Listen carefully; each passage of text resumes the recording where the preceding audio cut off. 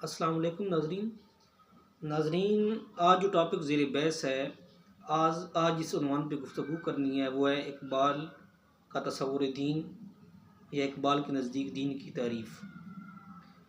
नाजरीन, जब मैं कलाम इकबाल को देखता हूँ तो इस नतीजे पे पहुँचता हूँ कि इकबाल रहमतुल्लाह अलैह ने दीन की बहुत मुख्तसर, एक्यूरेट और बहुत जामिया तारीफ़ की है। दीन को बहुत अच्छे अंदाज में, मुख्तसर अंदाज में दीन की तारीफ़ इकबाल ने की है।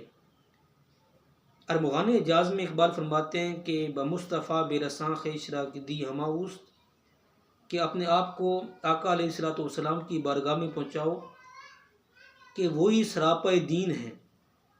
अगर बाउन रसीदी तमाबुलाबीस्त, अगर ऐसा नहीं करोगे, अतात मुस्तफ़ा के अलावा कोई रास्ता अख्तियार करोगे, फिर तो सारी काफरी है, फिर तो सारी अबू लहब है।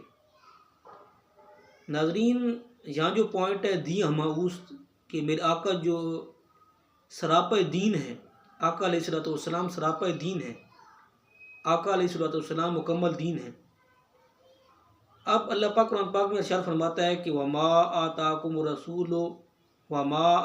रसूल फ़ख़ुज़ूहु वमा नहाकुम अन्हु फ़न्तहू, जिसका ये मफ़हूम है कि रसूल जो चीज़ तुम्हें दे दे वो ले लो, और जिस चीज़ से मना फरमा दें उससे बाज आ जाओ। अब यहाँ देने से मुराद यह है कि रसूल जिस चीज़ का हुक्म फरमा दें उसकी तामील करो, और जिस चीज़ से मना करने का हुक्म फरमा दें उससे बाज हो जाओ, बाज आ जाओ, उससे रुक जाओ, उससे इज्तिनाब करो।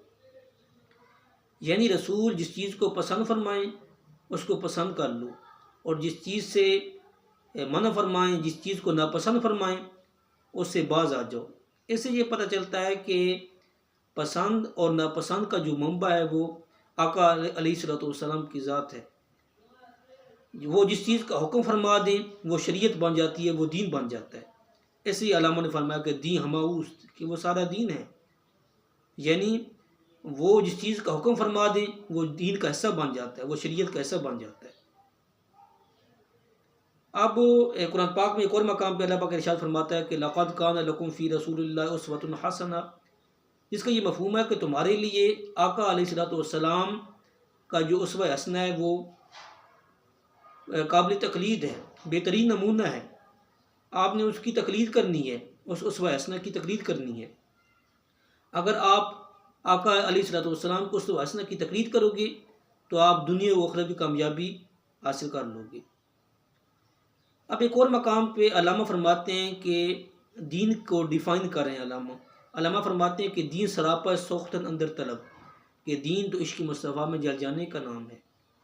इंतहाइश इश्क, इसकी इंतहा इश्क है, व आगाज़ अदब, और इसका आगाज़ अदब है। यानी इसकी इंतहा इश्क मुस्तफ़ा है और इसका आगाज़ अदब मुस्तफ़ा है।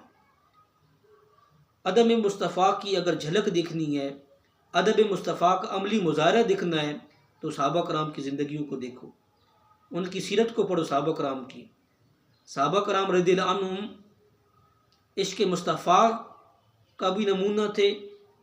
प्रैक्टिकल इश्क़ मुस्तफ़ा भी उनसे ज़ाहिर होता है, और अदब मुस्तफ़ा को भी उनकी ज़िंदगियों में देखा जा सकता है।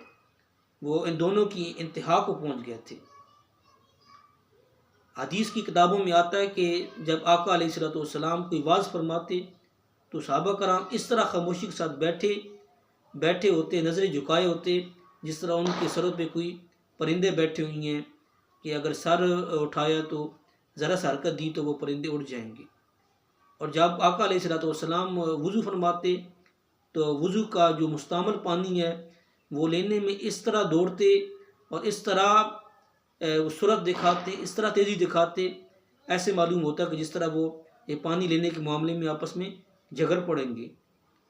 तो सहाबा कराम अदब मुस्तफ़ा अगर कोई सीखना चाहे तो वो सहाबा कराम की ज़िंदगियों को पढ़े, और अदब मुस्तफ़ा वो सीख सकता है। और उनका, क्योंकि उनके ईमान को कुरान में भी मोतबर करार दिया गया है और उनके ईमान को नमूने के तौर पे पेश किया गया है। अल्लाह पाक फरमाता है कि फ़ाइन आमनु बिमिस्लि मा आमनतुम बिही फ़क़द इहतदौ, कि उनका जो ईमान है वो मोतबर है। अगर कोई इस तरह ईमान ले आए जिस तरह सरकार के सहाबा ईमान ले आए तो वो तो हदायत पा जाएगा। और अगर इश्क़ मुस्तफ़ा सीखना है तो वो भी सहाबा कराम की ज़िंदगी से सीखो कि किस तरह वो इश्क़ मुस्तफ़ा के पैकर थे, किस तरह वो इश्क़ मुस्तफ़ा का अमली नमूना थे। वो इस हदीस की तरफ, ये जो हदीस है आका अलैहिस्सलाम ने फरमाया ला युमिनु अहदुकुम हत्ता अकूना अहब्बा इलैहि मिन वालिदी व वलदी वन्नासि अजमईन, जिसका मफ़हूम है कि वो शख्स मोमिन नहीं हो सकता जब तक उसके वालिदैन औलाद सबसे बढ़कर मैं उससे महबूब ना हो जाऊँ, उसका ईमान मुकम्मल नहीं है। तो सहाबा कराम इस हदीस के अमली नमूना थे।